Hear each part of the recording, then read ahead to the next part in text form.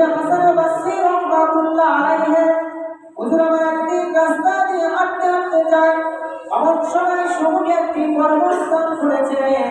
এমন সময় হুজুর লক্ষ্য করে দেখলেন ওই কর্মস্থানে কিছু মানুষ তাদের সুন্দর পোশাক, তারা কবরের উপরে দাঁড়িয়ে আছে। নিজ কবরের কাছে তারা দাঁড়িয়ে আছে। এমন সময় হাসান বসরি রাহমাতুল্লাহ আলাইহি উনি কি করলেন, আস্তে আস্তে উপায় থেকে ওই কর্মস্থানের কাছে গিয়ে দাঁড়িয়ে বলছে, এই কবরবাসী, তোমরা যারা কর্মস্থানের উপরে দাঁড়িয়ে আছো, তোমরা কি মানুষ না তোমরা আল্লাহর ফেরেশতা নাকি তোমরা টাকা? এমন সময় বলেছিলেন যে আমরা ফেরেশতা নয়, আর আমরা চোর ডাকাতও নয়, আমরা হলাম এই কবরবাসী, আমাদের এই কর্মস্থানের মাইয়েত। আমরা এই কর্মস্থানের মাইয়েত।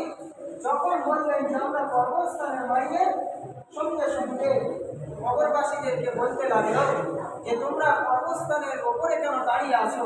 অর্থাৎ তোমাদের হাতে ওটা কি, যে তোমাদের হাতের ওই যে জিনিসটার জন্য এই কর্মস্থানটা পুরো একদম চকচক করছে, আলোয় আলোকিত হয়ে গেছে। এমন সময় বলছে যে হে আল্লাহর ওলি হাসান বসরি শোনো, হে আল্লাহর ওলি হাসান বসরি শোনো, আমরা যে কর্মস্থানের উপরে দাঁড়িয়ে আছি, অর্থাৎ আমাদের হাতে এটা কি শোনো, এটা হলো আমাদের হাতে একটি করে সোনার থালা। জোরে বলেন না সুবহানাল্লাহ। আমাদের হাতে একটি করে সোনার থালা। বলছে তোমরা সোনার থালা নিয়ে কেন কর্মস্থানের উপরে দাঁড়িয়ে আছো? অর্থাৎ ওই সোনার থালায় এত সুন্দর সুন্দর মণিমুক্তা আছে, যে মণিমুক্তা পৃথিবীর কোনো মণিমুক্তা নয়। এত সুন্দর তাদের দেখতে, আর এই মণিমুক্তা এত উজ্জ্বল হয়ে গিয়েছে, পুরো কর্মস্থানটা পুরো আলোয় আলোকিত হয়ে গেছে। এমন সময় যখন বললেন, কবরবাসীরা বলতে থাকলেন, হে হাসান বসরি রাহমাতুল্লাহ আলাইহি শোনো, আমরা যে সোনার থালাগুলো ধরে আছি, অর্থাৎ আমাদের যে সোনার থালার উপরে যে মণিমুক্তাগুলো আছে, এগুলো পৃথিবীর কোনো মণিমুক্তা নয়। এগুলো হলো আমরা যখন ইন্তেকাল হয়ে গেছি, আমাদের আল আওলাদরা আমাদের জন্য তারা ওহে মাগফিরাতের জন্য মিলাদ শরীফ করে, কলমা শরীফ করে, কোরআন খতম করে, মিসকিনদেরকে খাইয়ে আমাদের জন্য দোয়া করেছে। আমার আল্লাহ পাক ওই সমস্ত নেক আমলগুলো আমাদের হাতে, নিজেদের হাতে সোনার থালায় এই সমস্ত মণিমুক্তা হিসাবে আমাদের আমলনামাগুলো দিয়েছে। জোরে বলেন সুবহানাল্লাহ। মণিমুক্তা করে আমাদের হাতে দিয়েছে। যখন দেখলেন ওনাদের হাতে আছে, বলছেন এগুলো আমাদের আমলনামা। যখন বললেন, এবারে দেখছেন পিছনে আরেকটি যুবক দাঁড়িয়ে আছে, তরুণ যুবক দাঁড়িয়ে আছে। তার চেহারার দিকে তাকিয়ে দেখছে, তার কাপড়গুলো নোংরা হয়ে গিয়েছে, তার কাপড় থেকে একবার করে আগুনের হাউলি আসছে, তার চেহারাটা পুড়ে গিয়ে কালো হয়ে যাচ্ছে।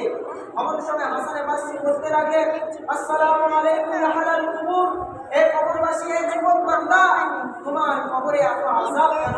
এই সমস্ত বান্দাদের চেহারাটা এত সুন্দর, তোমার চেহারাটা এত কালো কেন? তোমার চেহারাটা এত নোংরা হয়ে গিয়েছে কেন? এমন সময় বলতে লাগলেন, ও আল্লাহর ওলি হযরত হাসান বসরি শোনো, এই সমস্ত মাইয়েতের আল আওলাদরা এনাদের জন্য রুহে মাগফিরাতের জন্য দোয়া করে, তাদের জন্য মিলাদ মাহফিল করে দোয়া পাঠিয়েছে। তাই ওনাদের চেহারাটা সুন্দর হয়েছে। আল্লাহ পাক ওনাদের গুনাহগুলো ধীরে ধীরে মাফ করছে।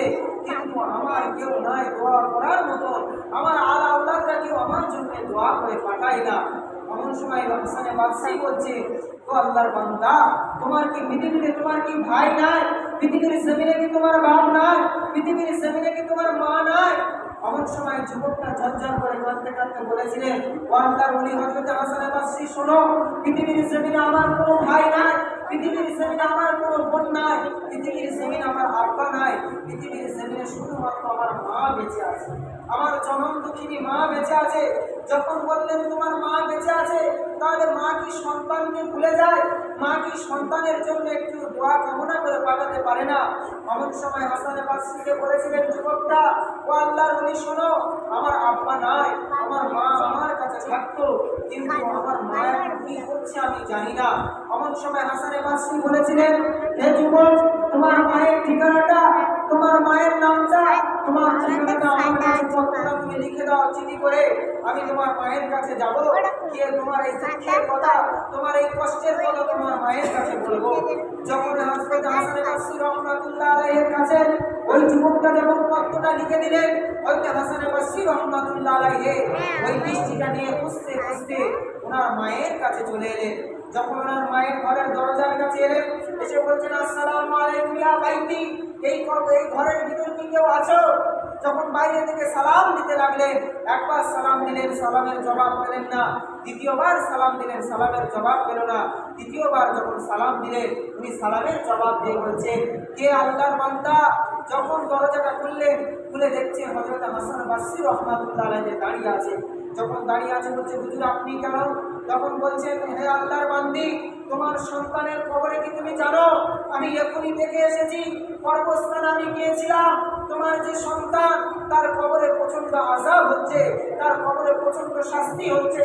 তার জন্য তুমি তো মা, তুমি কি দোয়া কামনা করে পাঠাতে পারো না?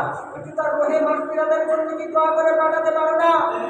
এমন সময় বলেছিলেন, ও আল্লাহর ওলি, আমার কেউ নাই দোয়া করার মতো। আমি মা, আমি যে বিবাহ করেছি একজনের সঙ্গে, আমার কেউ দোয়া করে দেওয়ার মতন নাই। এমন সময় বলেছিলেন যে তোমার সন্তানের কবরে প্রচন্ড আযাব হচ্ছে।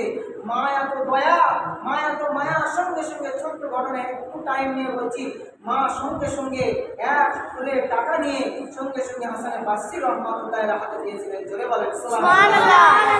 হযরত হাসান বসরি, তো আমার কেউ দোয়া করার মতন নাই, তুমি এই টাকাটা নিয়ে গিয়ে আমার ছেলের জন্য একটু মাগফিরাতের জন্য দোয়া করো।